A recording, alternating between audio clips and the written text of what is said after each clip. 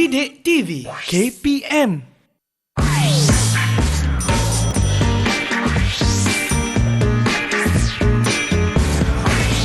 Didik TV KPM.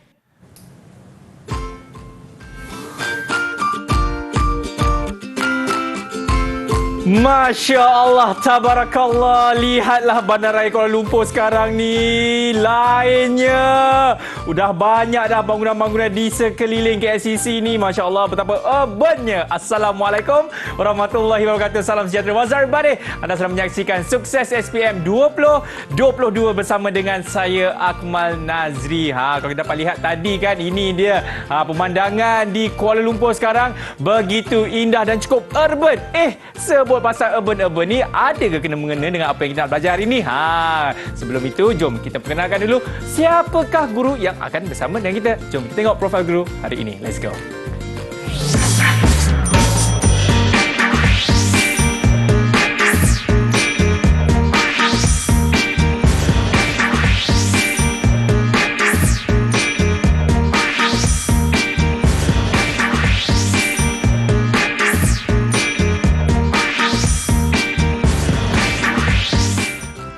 Baik, inilah dia Cikgu Fitri. Assalamualaikum, Cikgu. Waalaikumsalam. Ya, saya pasti kalau murid-murid tengok je muka Cikgu Fitri kita dah tahu dah hari ini kita akan belajar bagi mata pelajaran geografi, Cikgu. Ya, betul, Akmal. Tapi sebenarnya ada ke kena-mengena dengan macam saya cakap tadi kan, urban ataupun urbanisasi ni, Cikgu, dengan kita nak belajar hari ini? Apa yang kita belajar hari ini adalah berkaitan dengan bab yang ke-15, urbanisasi, berkaitan dengan perkembangan bandar.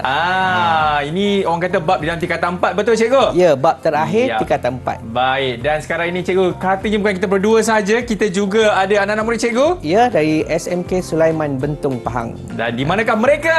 Ini dia. Assalamualaikum. Assalamualaikum. Siapa mereka ni, Cikgu, boleh perkenalkan? Okey, kita akan bersama Marisha Damia, kita ada Alif Azril, kita ada Lakshmi Devi dan kita ada Amsha. Ya. Okey, lambai sedikit murid-murid semua. Apa khabar? Wah, semua dah bersedia untuk kita nak belajar bagi mata pelajaran geografi ni? Sudah. Ya, Sudah. saya mewakili semangat mereka, Cikgu. Okey. Baiklah. Jadi tanpa buang masa, jom kita mulakan kelas kita bersama dengan Cikgu Fitri bagi mata pelajaran geografi bab urbanisasi. Betul, Cikgu? Okey, betul. Silakan, Cikgu. Okey, terima kasih, Akmal. Okey, kita mulakan hari ini iaitu bab yang ke-15. Topik kita adalah berkaitan dengan urbanisasi. Okey, apakah urbanisasi ini?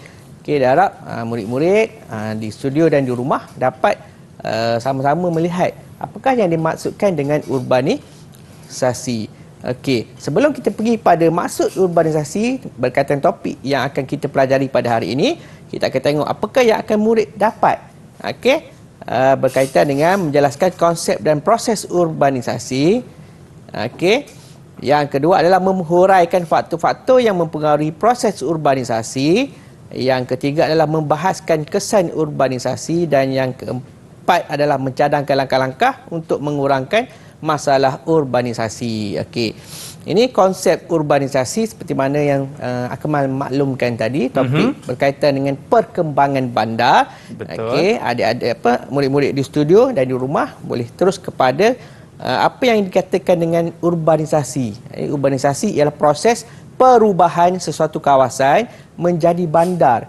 Okey, mungkin sebelum ni kawasan tersebut adalah kawasan kampung ataupun pekan. Jadi kampung pekan ini berubah menjadi sebuah kawasan baharu, iaitu bandar ataupun bandar besar ataupun bandar raya. Okey, itu dikatakan dengan urbanisasi.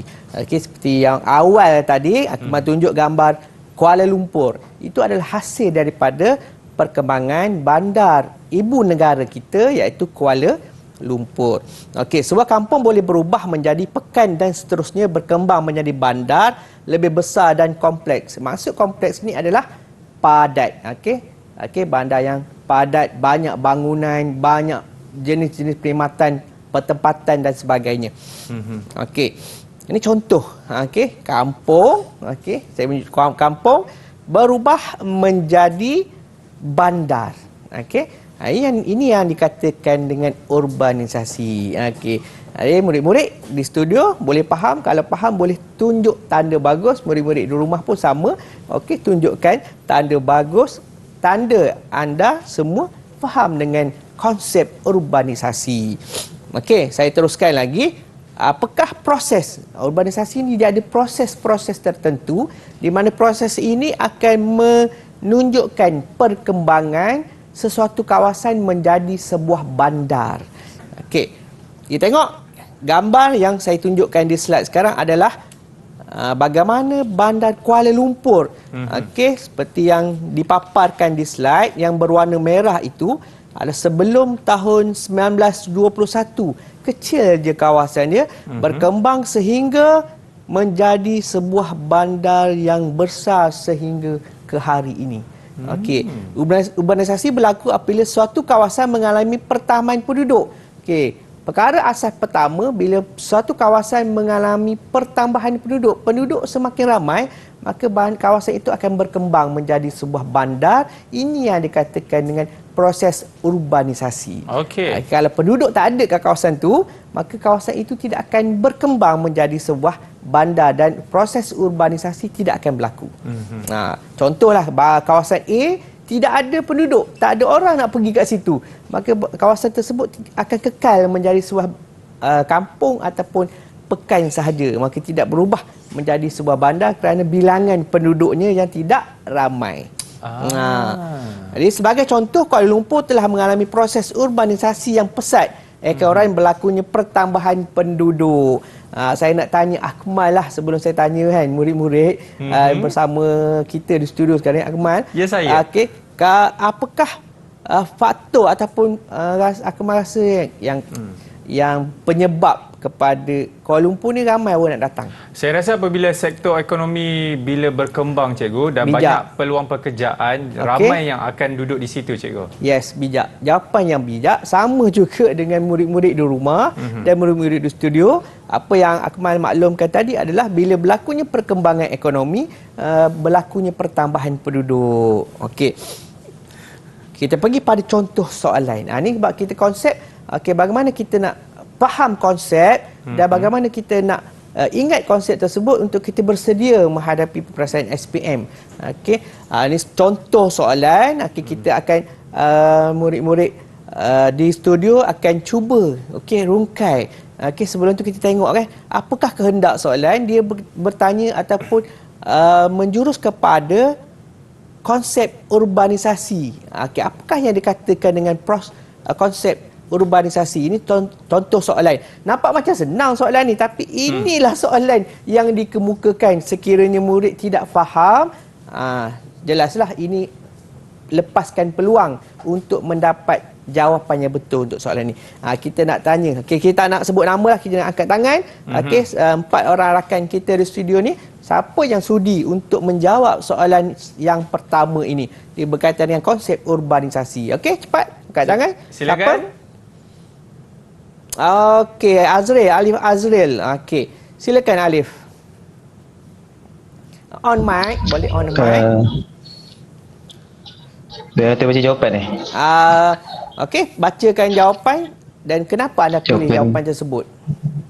Apa jawapan yang D. betul? Perubahan suatu kawasan menjadi bandar. Okey, ini dia jawab teruslah.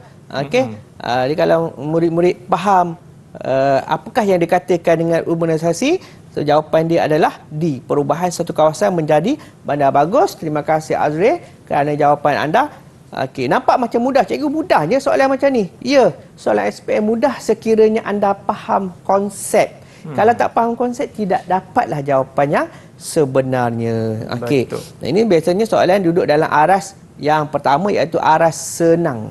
Okey, kita bagi contoh yang kedua. Ini soalan dalam bentuk struktur. Okey, biasanya wujud dalam kertas 2. Tadi soalan objektif, kertas 1. Yang ini kertas 2. Pun sama juga, dia menjurus kepada konsep.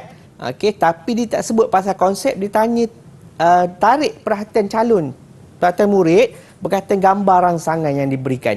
Okey, siapa yang sudi nak jawab untuk soalan yang ini? Okey, 1 markah soalan struktur. Okey, siapa? Silakan. Okey, Lashmi. Okey, Lashmi sudi jawab, boleh? Silakan Lashmi. Urbanisasi.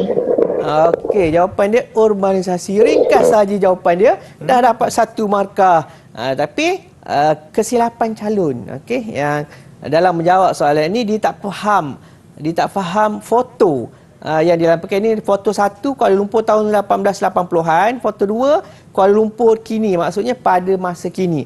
Okey, apakah proses, apakah yang menyebabkan perubahan visual ataupun gambar yang dipaparkan dalam soalan ini adalah daripada kesan urbanisasi. Okey, senang saja. Senang cikgu. Tapi dia. cikgu, mungkin saya nak tanya kepada cikgu juga kan, ataupun mungkin ada murid-murid tertanya-tanyalah sebenarnya berapa lamakah proses urbanisasi ini di sesuatu kawasan akan berlaku, cikgu?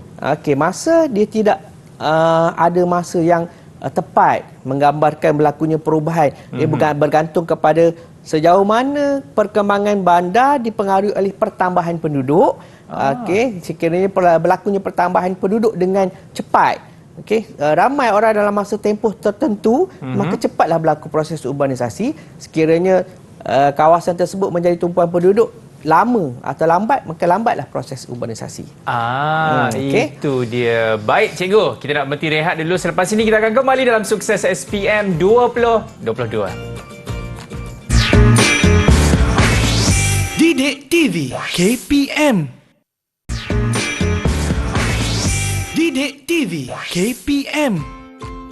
Baik, masih lagi menyaksikan Sukses SPM 2022 bersama dengan saya Akmal Nazri dan juga Cikgu Fitri. Cikgu, kita sambung kita kelas, Cikgu. Okey, kita sambung. Tadi kita dah faham konsep, sekarang kita pergi kepada faktor yang mempengaruhi proses urbanisasi. Apakah faktor? Faktor ni penyebab. Okey, penyebab berlakunya urbanisasi seperti mana yang Akmal tanya, cepat atau lambat, ini adalah faktor yang mempengaruhi cepat atau lambat satu urbanisasi berlaku di sesuatu kawasan. Okey, tengok faktor yang pertama, okey, kategori yang pertama iaitu faktor ekonomi.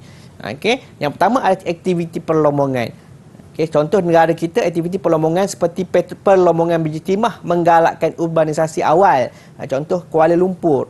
Okey, dia berkembang hasil daripada aktiviti perlombongan biji timah. Tapi pada masa sekarang tidak lagi berlaku. Cuma ada beberapa aktiviti perlombongan seperti perlombongan petroleum. Seperti mana yang berlaku di Bintulu, di Miri dan di Kertih.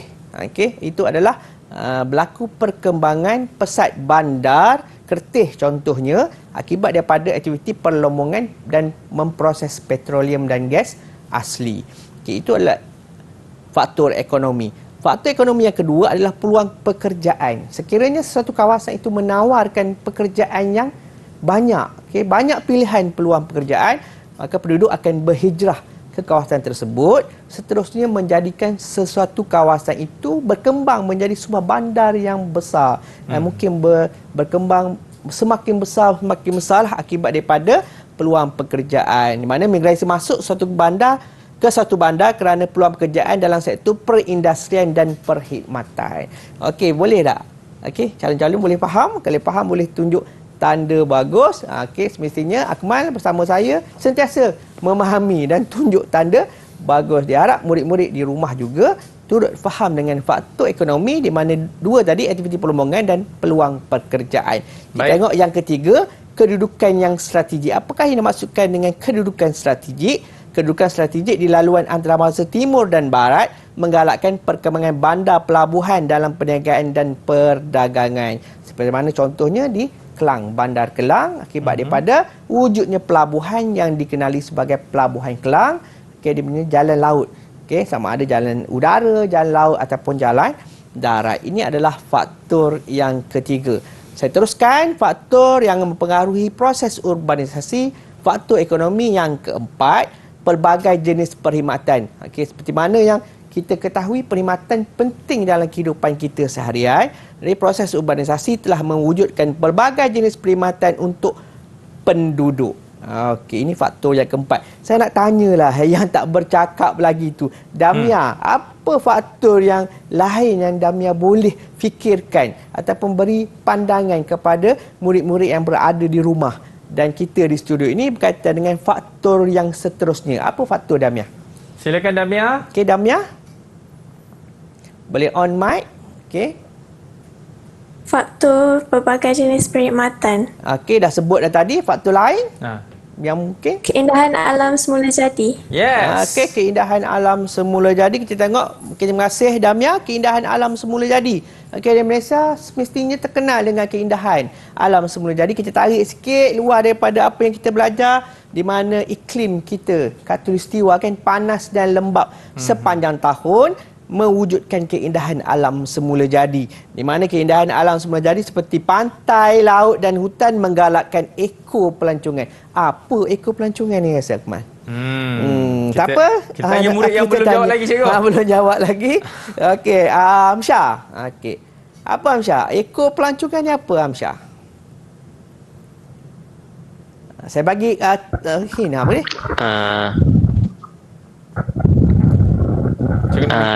Kawasan pelancongan. Okey, kawasan pelancongan. Ekopelancongan, kawasan pelancongan. Betul tapi kurang tepat. Okey, jawapan sebenarnya adalah berkaitan dengan pelancongan alam semula jadi. Okey, tak apa mungkin tak ingat, bukan tak tahu tapi tak ingat ya. Kegiatan ekopelancongan menyebabkan peningkatan infrastruktur dan proses urbanisasi bandar. Okey, ini adalah faktor ekonomi. Boleh faham Okay, saya harap murid-murid di rumah dan di studio boleh faham dengan faktor ekonomi. Kita pergi kepada faktor yang seterusnya, iaitu faktor sosial. Alright. Okey. Faktor sosial, apakah yang dikatakan dengan sosial? Sosial adalah berkaitan dengan kehidupan kita seharian. Okey, apa yang kita lalui, apa yang kita lakukan, apa yang kita buat setiap hari, di mana ia memerlukan kita ada kemudahan. Sekiranya kemudahan wujud di sesuatu kawasan, akan menyebabkan kawasan itu menjadi tumpuan penduduk dan menggalakkan proses urbanisasi. Ini kemudahan infrastruktur seperti bekalan air, elektrik, telekomunikasi, pengangkutan, pendidikan dan kesihatan telah menggalakkan proses urbanisasi. Kalau kawasan itu tak ada perkhidmatan air dan elektrik, agak-agak susah ke senang nak berkembang. Sangat sukar Sangat sebenarnya, sukarlah kerana bekalan air dan elektrik adalah keperluan asas kehidupan kita pada masa kini. Betul. Okey, bukanlah masa dulu tidak menjadi keperluan wajib, tapi pada masa kini adalah keperluan yang wajib. Kemudahan pengangkutan, kalau kita nak bergerak dari satu tempat ke satu tempat, kalau kita rasa susah, kita akan menyebabkan kita rasa tak selesa, tak happy nak duduk kat situ, tak gembira.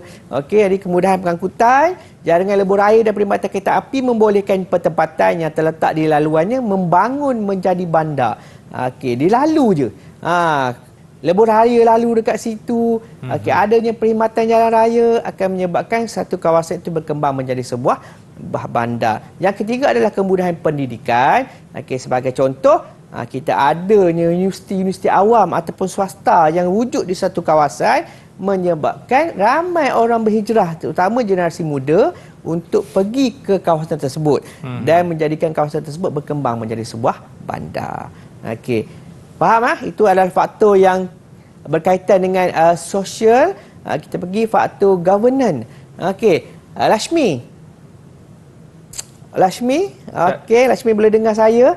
Okey, apakah faktor governance yang pertama yang Lashmi rasa mempengaruhi proses urbanisasi ni? Mungkin boleh share dengan murid-murid, rakan-rakan di rumah. Okey, Lashmi. Zon perdagangan bebas. Faktor governance, zon perdagangan bebas. Okey, terima kasih. Okey, zon perdagangan bebas. Okey, apakah yang dikatakan dengan zon perdagangan bebas ni? Bandar berkembang kerana kerajaan telah menggalakkan perindustrian di beberapa bandar dengan menubuhkan zon perdagangan bebas. Apa maksud zon perdagangan bebas? Dia maksudnya bebas untuk berdagang, membuka kilang, menjalankan perkhidmatan, menawarkan pekerjaan. Itu faktor governance. Governance ni maksudnya adalah dasar kerajaan. Kerajaan tetapkan dekat sini boleh buat perdagangan, boleh buka kilang. Mungkin cukai yang dikenakan rendah. Maka menarik pelabur-pelabur dalam dan luar negara untuk membuka kilang. Bila buka kilang mesti ada peluang pekerjaan. Bila ada peluang pekerjaan, mestilah ramai orang-orang luar daripada kawasan tersebut akan hadir ke situ untuk bekerja dan menetap di situ. Maka kawasan itu berkembang daripada satu kawasan perindustrian saja berkembang menjadi sebuah bandar kerana wujudnya kawasan pertempatan. Betul. Itu kaitan dia. Kena biasakan dengan ayat-ayat sebegitu untuk menjawab soalan-soalan dalam peperiksaan sijil pelajaran besar, terutama dalam mata pelajaran geografi. Okey. Kita pergi yang ke ni contohlah contoh bayang lepas di Pulau Pinang, ada zon kawasan perdagangan bebas. Ini faktor governance yang kedua adalah bandar satelit.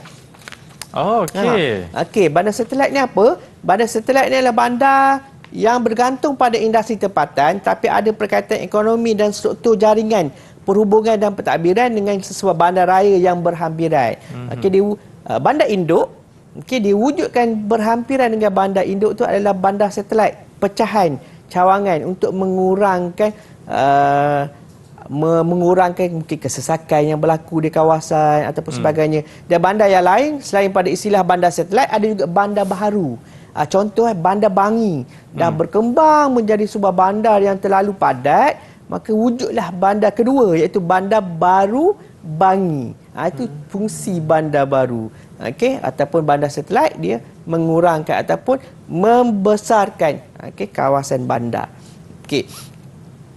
Contoh bandar satelit biasanya dia anggap penyokong bandaraya yang berhampiran. Banyaklah bandar-bandar yang berhampiran untuk memberi peluang ataupun kapasiti yang lebih besar kepada bandar utama. Okey. Faktor governance yang ketiga, yang terakhir apa? Mungkin kita boleh minta cadangan daripada rakan-rakan, murid-murid yang bersama saya. Siapa? Azril? Okay, mungkin Azril boleh beritahu ke faktor governance yang seterusnya? Teknologi maklumat. Oh, teknologi maklumat. Okey, bagus. Cadangan apa-apa maklumat perkongsian daripada Azril. Terima kasih Azril. Okey, teknologi maklumat, wujudnya bandar teknologi maklumat. Okey, pembangunan teknologi maklumat oleh pihak kerajaan menggalakkan proses urbanisasi melalui Pusat Urus Niaga Teknologi Maklumat. Okey, sebagai contoh bandar Cyberjaya di Selangor. Itu adalah bandar teknologi maklumat. Berkembang akibat daripada penawaran perkhidmatan berkaitan dengan teknologi maklumat yang memang dewasa ini kita tahu memang sangat-sangat perlu dalam kehidupan generasi baharu, okey, dan akan datang. Okey, itu adalah faktor governance. Okey, saya teruskan lagi. Jadi kita dah itu saja faktor. Kena ingat je. Calon-calon kena ingat faktor ni tadi apakah faktor yang menyebabkan berlakunya proses urbanisasi. Ingat ada faktor ekonomi, ada faktor apa lagi? Boleh bagi respons sosial dan faktor governance. Governance ni kena faham, governance ini adalah dasar kerajaan, peranan yang dimainkan oleh kerajaan dalam membantu proses urbanisasi. Okey, ini soalan contoh. Okey, kita nak minta seorang murid untuk bacakan terlebih dahulu soalan ini. Dan pilihan sebab jawapan dalam peperiksaan kita kena baca dulu soalan dan baca pilihan jawapan supaya kita boleh dapat kenal pasti apa kehendak ni, baca dahulu. Okey, silakan siapa yang sudi? Damia? Boleh Damia? Okey. Damia boleh bacakan dulu jawab soalan dan pilihan jawapan. Okey. Ini soalan objektif. Silakan Damia. Apakah faktor ekonomi yang mempengaruhi proses urbanisasi di Malaysia? A. Kemudahan asas, B. Kemudahan pendidikan, C. Kemudahan perlombongan, D. Sistem pengangkutan moden. Okey, C. Kegiatan perlombongan. Saya betulkan bukan kegiatan perlombongan. Okey. Faktor ekonomi. Dia tanya kunci soalan dia adalah faktor ekonomi. Tadi kita dah belajar ekonomi, kita dah belajar tentang sosial, kita belajar tentang governance. Tapi kali ini soalan yang hanya menjurus kepada faktor ekonomi. Kita tengok satu persatu. Okey, A. Okey, adakah A? Kita nak tengok jawapan dari rakan. Ke Damia nak bagi jawapan? Jangan bagi jawapan dulu. Okey, A. Adakah betul A? Kemudahan asas? Tak. Kenapa tidak? Sebab ingat balik. kemudahan asas tu Okey. Kemudahan asas tu mungkin sangkut-sangkut tidak apa. Sesuai untuk proses urbanisasi. Okey, tak sesuai untuk proses urbanisasi. Tak apa, kemudahan asas adalah faktor sosial. Faktor sosial. Okey, kemudahan pendidikan adalah faktor sosial. Kegiatan perlombongan, ekonomi, sistem pengangkutan moden, ini adalah sosial. Dia tanya apa? Kegiatan Faktor ekonomi. So jawapan dia adalah C. Okey, faktor ekonomi. Yang seterusnya, ini soalan contoh berkaitan dengan soalan esei. Boleh keluar dalam soalan esei. Okey, huraikan faktor yang mempengaruhi proses urbanisasi di Malaysia. Okey, disuruh huraikan. Hurai 6 markah. Mesti ada fakta, huraian dan contoh yang sesuai. Cara nak jawab, senaraikan sebanyak mungkin faktornya. Okey, faktor yang pertama, peluang pekerjaan. Okey, faktor yang kedua adalah banyak kemudahan infrastruktur. Faktor yang ketiga adalah faktor governance. Yang keempat, siapa faktor keempat? Tolong lengkapkan saya punya faktor-faktor yang sesuai berkaitan dengan faktor yang mempengaruhi proses urbanisasi di Malaysia. Ini siapa? jawapan dia ada dekat tadi je ke? Ada yang saya sebutkan tadi. Okey, Ada apa dekat Rashmi? tadi. Kemudahan pendidikan. Okey, kemudahan pendidikan. Okey, ini contoh jawapan yang saya sediakan. Yang lain-lain, murid-murid di rumah dan murid-murid di studio boleh tambah huraian. Ini cadangan jawapan. Perkara pertama, kita kena tulis dulu mukadimah dia. Ayat-ayat cinta dulu untuk sebelum kita jawab. Terdapat banyak faktor yang pengaruhi, kita senaraikan faktor yang kita dah buat list tadi. Kita dah buat senarai tadi, barulah kita jawab. Okey. Ini contoh dia, faktor yang pertama ialah terdapat banyak peluang pekerjaan. Ini adalah fakta dia. Peluang pekerjaan dalam pelbagai bidang telah menarik minat penduduk luar untuk masuk ke satu kawasan.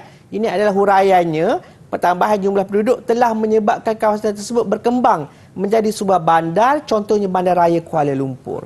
Ini adalah contohnya. Maka ada satu fakta, ada satu huraian dan ada satu contoh, membawa markah 3 markah. Tadi 6, boleh sambung faktor yang seterusnya itu banyak kemudahan infrastruktur, faktor governance dan terdapatnya kemudahan pendidikan. Baik, itu adalah faktor dia. Ya, itulah dia faktor-faktor yang mempengaruhi proses urbanisasi ini. Baik, kita nak berhenti rehat dulu. Selepas ini, kita akan kembali dalam Sukses SPM 2022. Jangan ke mana-mana. Didik TV KPM. Didik TV KPM. Ya, masih lagi menyaksikan Sukses SPM 2022 bersama dengan saya Akmal Nazri dan juga cikgu geografi kita, Cikgu Fitri. Cikgu, jom kita sambung kita punya kelas. Kita teruskan. Hari kita belajar tentang faktor. Hari ini kita pergi kali ini kita pergi pada kesan. Baik. Apakah kesan urbanisasi ini? Adakah banyak kesan buruk atau baik? Tapi kita tengok dulu yang pertama adalah kesan positif. Positif sepertinya benda yang baik. Apakah kesan urbanisasi dari segi yang positifnya? Okey, yang pertama adalah perubahan landscape. Orang kata perubahan landscape ni banyak negatif. Tidak. Perubahan landscape ni banyak yang positif sebenarnya. Okey, perubahan landscape dapat dilihat dari aspek struktur bangunan, jaringan pengangkutan dan perubahan guna tanah bandar. Kalau dulu mungkin semak samun, hutan dan sebagainya berubah menjadi satu pemandangan. Landscape ni maksudnya pemandangan yang menarik. Okay, ada bangunan yang tinggi-tinggi, ada yang malam-malam nampak bercahaya dan sebagainya. Itu dipanggil perubahan landscape akibat daripada proses urbanisasi. Kalau sebelum ini kawasan tersebut gelap, sekarang dah bercahaya, ada lampu dan sebagainya. Itu dipanggil perubahan landscape. Kesan daripada urbanisasi. Okey, boleh faham Boleh faham Rashmi, boleh faham Angguk. Okey, saya yakin murid-murid di rumah juga faham. Senang saja nak ingat. Okey, perlu ke ingat perkara ini? Perlu. Kenapa? Sebagai persediaan murid-murid untuk menghadapi peperiksaan SPM akan datang. Okey, kena ingat. Yang seterusnya adalah peluang pekerjaan. Kesan urbanisasi, apabila berlakunya urbanisasi, wujudnya bandar dan sebagainya, bandar makin bertambah saiz dia, semakin luas bandar, maka peluang pekerjaan akan menjadi semakin bertambah. Okey, banyak orang dapat menikmati pekerjaan, seterusnya dapat menerima upah untuk pekerjaan dan meningkatkan taraf hidup. Okey, mungkin sebelum ini tidak mampu memiliki kenderaan, sudah mampu untuk memiliki kenderaan kerana peluang pekerjaan yang ditawarkan. Kesan daripada urbanisasi. Okey, peralihan dalam kegiatan ekonomi daripada sektor primer kepada sektor sekunder. Primer adalah contoh pertanian. Sekunder adalah proses untuk mengubah bahan produk pertanian menjadi produk yang boleh digunakan, telah menyediakan peluang pekerjaan seperti dalam industri memproses makanan dan minuman, elektronik dan otomotif. Okey, otomotif ini contohnya kenderaan, pembuatan kenderaan, jentera dan sebagainya lah. Itu adalah kesan positif. Okey, kita pergi yang seterusnya, kesan positif nanti bukan hanya dua, ada yang seterusnya kesan positif, boleh tak bagi cadangan kesan positif apalah selain daripada perubahan landscape dengan peluang pekerjaan tadi. Okey, nak dengar suara Azril. Azril. Silakan Azril. Apa lagi? Kesan positifnya kesan positif perkembangan infrastruktur. Yes, bagus. Terima kasih Azril. Okey, murid-murid di rumah juga saya yakin dapat berikan kesan positif yang seterusnya, itu perkembangan infrastruktur. Kalau dahulunya kemudahan infrastruktur hanya berada di tahap minima. Ada-ada je. Sekarang dah makin bertambah. Peningkatan jumlah penduduk telah menggalakkan kerajaan untuk menyediakan kemudahan infrastruktur seperti pendidikan, kesihatan, bekalan elektrik dan air, pengangkutan serta telekomunikasi. Sekarang semua orang memerlukan jaringan telekomunikasi, penggunaan telefon bimbit dan sebagainya. Telah mewujudkan hubungan antara satu tempat dengan tempat yang lain. Itu adalah kesan daripada urbanisasi. Yang seterusnya adalah taraf hidup meningkat. Kita hidup dalam selesa, kita mampu memiliki apa yang kita ada, kita inginkan. Dan taraf hidup meningkat, pendapatan yang tinggi di bandar dan kehidupan yang selesa meningkatkan taraf hidup penduduk. Penduduk boleh mendapatkan barangan, pendidikan dan kemudahan perubatan yang baik di bandar. Kita nak tanya pendapat. Abang kita punya student di studio kita, Akmal. Ya, saya. Nak tanya kan. Kalau ada beri pilihan lah, nak duduk di bandar ke nak duduk di luar bandar? Kalau sekarang cikgu, saya akan memilih luar bandar, cikgu. Memilih luar bandar sekarang. Saya tak nak tanya sebab apa. Kita nak tanya kan adik-adik, murid-murid studio, apa pilihan kan? Adakah sama macam Akmal ataupun ada pilihan dan pendapat lain? Silakan. Boleh, siapa? Saya nak sebut nama, kita boleh berkongsi-kongsi idea dengan murid-murid di rumah. Saya yakin murid-murid di rumah pun ada pendapat tersendiri. Sama ada kekal duduk di bandar ataupun nak berhijrah ke bandar ataupun kekal duduk di kampung. Boleh, siapa? Kalau ada beri pilihan, tak nak tanya sebab, saya nak tanya di mana pilihan anda. Sama ada di pekan, kampung ataupun di bandar. Siapa nak jawab? Alif Azil angkat tangan tu. Lashmi angkat tangan. Lashmi angkat tangan. Silakan Lashmi. Kekal duduk di bandar saja. Duduk di bandar. Sebab sekarang duduk di bandar lah. Sekolah Menengah Sulaiman ni di bandar lokasi dia. Mungkin kerana tadi dia merasakan kesan positif duduk di bandar kerana di bandar adanya kemudahan infrastruktur yang baik, taraf hidup yang lebih tinggi, selesa. Mungkin dekat bandar dia ada pemandangan yang menarik, lampu-lampu dan sebagainya. Itu adalah kesan positif kerana di bandar menawarkan perkara yang lebih menarik perhatian penduduk untuk kekal di situ. Itu adalah kesan positif. Kita pergi pada kesan yang negatif tidak dinafikan. Satu perkara akan wujud selain daripada positif, ada negatif dia, bukan buruk tetapi kurang baik. Kesan daripada urbanisasi ini, kesan yang pertama adalah pulau haba. Pulau haba, duduk di bandar panas. Mungkin itulah faktor Akmal tidak duduk di bandar kan. Duduk di luar bandar mungkin suhunya lebih nyaman, lebih tenang. Kerana di bandar pulau haba, kerana bangunan di bandar ini dia memerangkap haba. Kerana bangunan dibuat daripada batu bata dan simen. Simen ini memerangkap haba, mendam haba. Sebab itulah duduk di bandar suhu dia lebih tinggi. Kesan negatif yang kedua adalah pencemaran. Semestinya banyak pencemaran, terutama pencemaran udara. Apa pencemaran udara ni? Murid-murid di rumah boleh cuba-cuba fikirkan apakah pencemaran udara semestinya oleh asap kenderaan. Berbeza dengan kawasan luar bandar. Kuranglah pencemaran kerana bilangan kenderaan yang sedikit berbanding kawasan yang mengalami proses urbanisasi, iaitu bandar. Yang ketiga adalah hujan asid. Hujan asid. Hujan asid ni sebabkan faktor tadilah pencemaran. Okey, pencemaran yang berlakunya hujan asid. Tahu tak hujan asid ni apa, Kemal? Hujan asid ni cikgu, saya kalau diberi pilihan cikgu, saya nak jawab. Tapi kita bagilah mereka cikgu Okey, jawab. bagilah mereka jawab. Okey. Selalu bagi peluang dekat murid-murid di studio, kita gunakan peluang yang ada. Siapa nak jawab? Hujan asid ni apa? Siapa nak jawab? Jangan berebut. Tapi nampak semua berebut untuk senyum. Okey. Jangan berebut untuk senyum, berebut untuk angkat tangan supaya kita boleh berkongsi. Okey, apakah yang dikatakan dengan hujan asid? Apa kaitan dengan urbanisasi ini? Okey. Boleh? Nak suruh cikgu jawab? Cikgu, mereka minta cikgu yang jawab nak suruh saya jawab. Okey, bolehlah. Mungkin malu-malu tak apa sebab cikgu sentiasa akan cuba memberi yang terbaik. Hujan asid adalah hujan yang turun mengandungi asid lemah. Okey, kerana berlakunya pencemaran, faktor kesan negatif yang sebelum tadi adalah pencemaran oleh asap kenderaan, asap kilang dan sebagainya. Asap kenderaan tadi ataupun asap kilang tadi akan bercampur dengan air hujan di udara, maka turunlah hujan asid lemah. Bukan asid yang pure tu, asid pure rasa tak hiduplah kita di dunia ni. Okey, hujan asid ni asid yang lemah, dia boleh memberi kesan kepada tanaman, cat bangunan ataupun cat kenderaan. Kalau kan murid-murid di rumah perasan, mungkin ada ayah memiliki kenderaan tapi cat pada kenderaan tu macam dah pudar atau mungkin dah luntur-luntur. Itu adalah salah satu kesan daripada hujan asid. Okey, yang seterusnya adalah banjir kilat.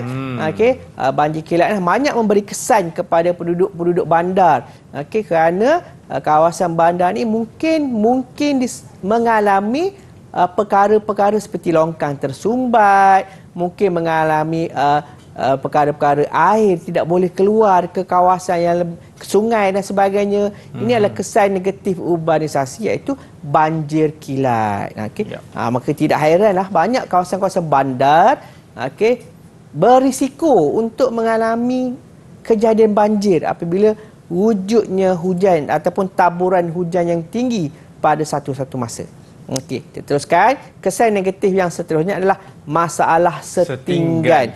Kerana sebab di bandar, kawasan rumah ataupun kemampuan untuk memiliki rumah agak terhad disebabkan harga yang tinggi. Okey, harga yang tinggi menyebabkan penduduk tadi berhijrah ke bandar untuk mendapatkan pekerjaan. Apabila bekerja di situ, dia perlu tinggal di situ. Kemampuan untuk memiliki rumah agak terhad kerana mungkin upah yang diterima tidak sepadan dengan harga rumah yang harus dimiliki. Maka pilihannya adalah membina rumah-rumah setinggan di kawasan-kawasan tertentu untuk dijadikan kawasan pertempatan mereka. Itu adalah kesan negatif daripada masalah setinggan. Kena 5 perkara ini kena ingat. Pulau haba. Wajib ke cikgu? Dengar murid-murid tanya di rumah, wajib ke cikgu kesan ni? Kena tahu bezakan. Mana kesan positif, mana kesan negatif. Takut nanti ditanya kesan negatif. Kita tak boleh nak bezakan mana satu yang negatif, mana satu yang positif. Kena kekal ingat, yang negatif ada 5 ini: pulau haba, pencemaran, hujan asid, banjir kilat, masalah setinggan. Kita tengok adakah ada kesan lain. Ada kesan lain, kesesakan lalu lintas. Kesesakan lalu lintas. Pernah tak jam ataupun kesesakan trafik di bandar? Pernah kan? Saya rasa setiap masa lah, setiap masa berlaku. Pernah tak berlaku kesesakan lalu lintas di luar bandar, di kampung? Mungkin apabila tibanya musim perayaan, cikgu. Okey, mungkin tibanya musim perayaan kerana penduduk yang tinggal di bandar berbalik ke kampung. Betul. Okey, untuk meraihkan satu musim perayaan, akan kesesakan lalu lintas berlaku, tapi tidak berlaku setiap hari. Betul. Kesesakan lalu lintas berlaku di bandar hampir setiap masa. Okey, disebabkan oleh jumlah penduduk yang ramai tadi. Okey. Kita tengok contoh soalan. Kita tengok contoh soalan lah. Kita dah faham tadi ada kesan dia negatif, ada kesan positif. Yang ni dia tanya apakah kesan positif. Kalau dia tanya kesan saja, kesemua pilihan jawapan ni boleh diterima. Tapi sebelum kita mengkaji apakah jawapan yang sepatutnya untuk soalan ini, kita minta seorang murid yang berada bersama saya di studio untuk bacakan soalan dan pilihan jawapan untuk soalan objektif ini. Soalan objektif, murid-murid calon-calon SPM kena tahu ini adalah dalam soalan geografi kertas 1. Okey, soalan objektif. Okey, saya persilakan adik Amsyar untuk membacakan membacakan soalan dan jawapan untuk contoh soalan ini. Silakan Amsyar.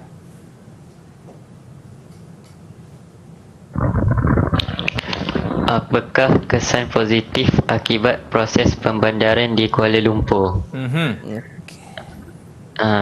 Jawapannya baca pilihan jawapan dulu. Amsyar baca pilihan dulu. A, B, C, D. Tak payah baca jawapan lagi. Baca pilihan jawapan dia. A apa, B apa, C apa, D apa. Kejadian banjir kilat. Okey. B, perubahan landscape. C, kawasan setinggan. D, perluasan kawasan bandar. Okey, apa jawapan Amsyar untuk soalan ini? Jawapannya B, perubahan landscape. Okey, kita tengok adakah betul. Okey, jawapan untuk Amsyar. Okey, yang telah Amsyar berikan tadi. Ditanya kesan positif. Okey, kesan positif. Okey, kesemua jawapan A, B, C dan D ini adalah soalan betul berkaitan dengan kesan. Okey, so dia tanya, jadi ditanya, dia nak yang positif. Okey, A negatif. Okey. B adalah positif, C negatif, D negatif. So jawapan dia adalah B, di mana kesan positif. Okey, ditanyakan. Okey, contoh soalan kedua, apakah kesan proses urbanisasi kepada alam sekitar fizikal di Malaysia? Ini kesan kepada alam sekitar. Okey, dia tanya kesan proses urbanisasi. Kita tengok migrasi meningkat, kesesakan lalu lintas, berlakunya pencemaran, peningkatan masalah setinggan. Dia tanya kepada alam sekitar. Okay? Migrasi meningkat kepada manusia, kesesakan lalu lintas kepada manusia, peningkatan masalah setinggan kepada manusia.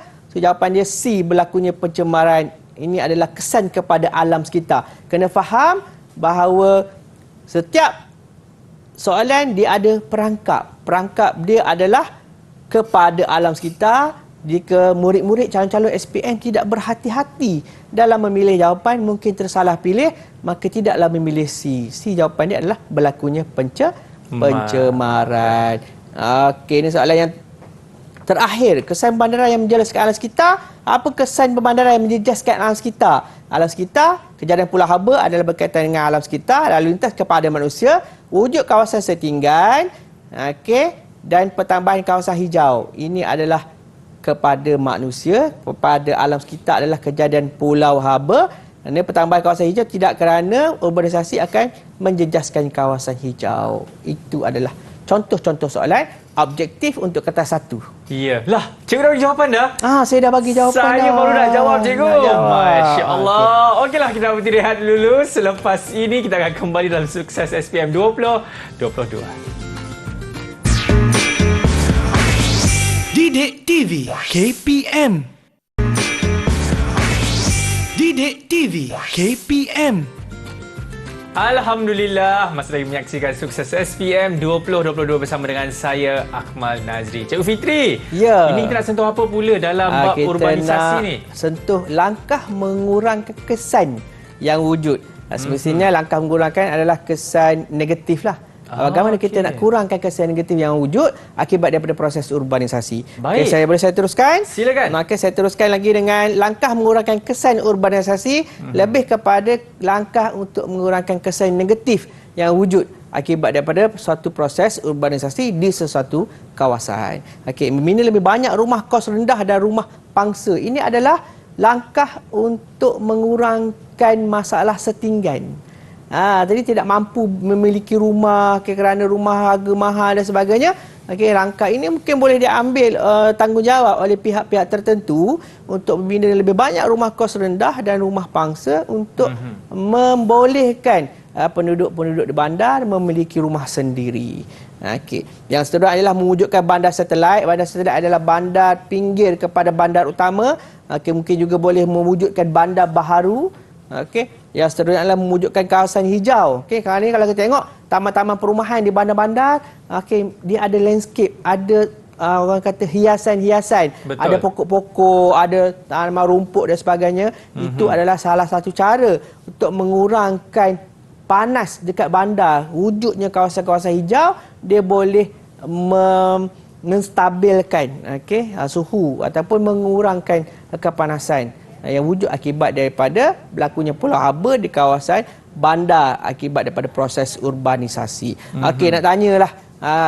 Diam tu kan nampak macam mengantuk. Okey, so kita pergi. Apakah langkah yang seterusnya yang boleh murid-murid cadangkan? Yang di rumah boleh cadangkan juga langkah-langkah lain. Mungkin boleh tulis dalam kertas. Mungkin untuk kita sama-sama ingat apakah langkah lain yang boleh. Okey, silakan. Siapa nak jawab? Damia ke? Damia? Marisha Damia? Okey, silakan Marisha, ada jawapan ataupun cadangan lain langkah untuk mengurangkan kesan urbanisasi yang keempat? Amalan pengangkutan lestari. Yes, amalan pengangkutan lestari. Sebelum saya keluarkan dekat slide ni, tahu ke murid-murid di rumah amalan pengangkutan lestari? Okey, amalan pengangkutan lestari adalah menggunakan kenderaan-kenderaan yang dijana menggunakan tenaga elektrik. Okey, contohnya perkhidmatan bas elektrik di Kuala Lumpur. Okey, perkhidmatan teksi elektrik, kenderaan-kenderaan menggunakan elektrik ataupun komuter, LRT, kereta api elektrik. Itu adalah mengurangkan kesan pencemaran dan mengurangkan kesan pulau haba yang berlaku di bandar. Itu adalah langkah untuk menangani ataupun mengurangkan kesan negatif akibat daripada proses urbanisasi. Okey, yang seterusnya adalah mendalam dan melebarkan sungai serta parit. Okey, langkah ini ada untuk mengatasi masalah apa? Kita nak tanya. Langkah mendalam dan melebarkan sungai serta parit ini untuk mengatasi masalah apa benda? Apa masalah dia? Ini cadangan untuk mengatasi masalah tersebut.